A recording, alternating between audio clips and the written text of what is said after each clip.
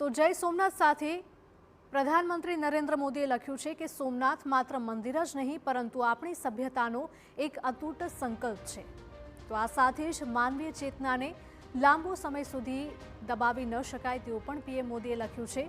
PM Narendra Modi આવનારા સમયમાં એટલે કે ટૂંક જ સમયમાં તેઓ સોમનાથની મુલાકાત લેવાના છે અને વિશેષ પૂજા અર્ચના પણ કરવાના છે। તેમણે લખ્યું હતું કે તોફાન ભલે વિકરાળ હોય, મનુષ્ય સાહસ આત્મબળથી ફરીથી ઉઠવા માટે સક્ષમ હોય છે। એટલે કે સોમનાથમાં દર્શનથી સભ્યતાની અદ્ભુત નિરંતરતાનો અનુભવ પણ થાય છે। તેમણે પોતાના અનુભવ પણ કહ્યા હતા સોમનાથ મંદિરમાં દર્શન કર્યા બાદ।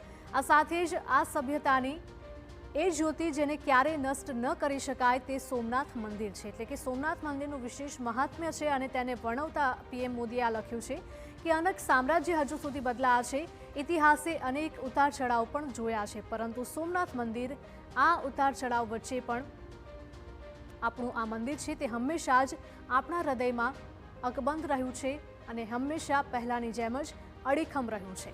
તો આ સાથે જ તેમણે એવું પણ લખ્યું હતું કે જેટલા પણ મહાન વિભૂતિઓ છે કે તેમના સંસ્મરણનો અવસર જે આક્રમણો વિરુદ્ધ સભ્યતાની ઢાલ બન્યા છે, એટલે કે ભૂતકાળમાં ઇતિહાસમાં જે પણ લોકોએ રક્ષા કરી છે તેમનો પણ આભાર માન્યો છે, ઢાલ બનીને તેઓ રહ્યા હતા।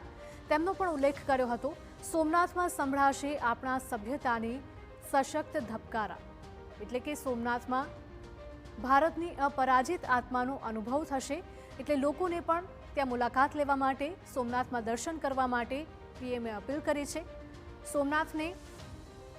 સોમનાથની જો વાત કરવામાં આવે તો સોમનાથે અનેક પ્રહાર બાદ પણ પોતાની ઓળખ અને સંસ્કૃતિ અકબંધ રાખી છે। એટલે કે સોમનાથ કે જે ખૂબ જ વર્ષો જૂનું પ્રથમ જ્યોતિર્લિંગ મંદિર કહેવામાં આવે છે અને તેનું અનેક ગણું મહત્વ છે। દૂર દૂરથી ભક્તો પણ દર્શનાર્થે અહીંયા આવતા હોય છે। અને વધુમાં પીએમ મોદીએ લખ્યું હતું કે સોમનાથે અનેક પ્રહારો ઝીલ્યા છે, પડકારો ઝીલ્યા છે, પરંતુ આજની તારીખે, આજની સદીમાં પણ આ મંદિર અડીખમ રહ્યું છે અને શાશ્વત રહ્યું છે। તો અહીં થશે એ શાશ્વત વિજયનો અનુભવ કે જે સદીઓથી છે ભારતની શક્તિ।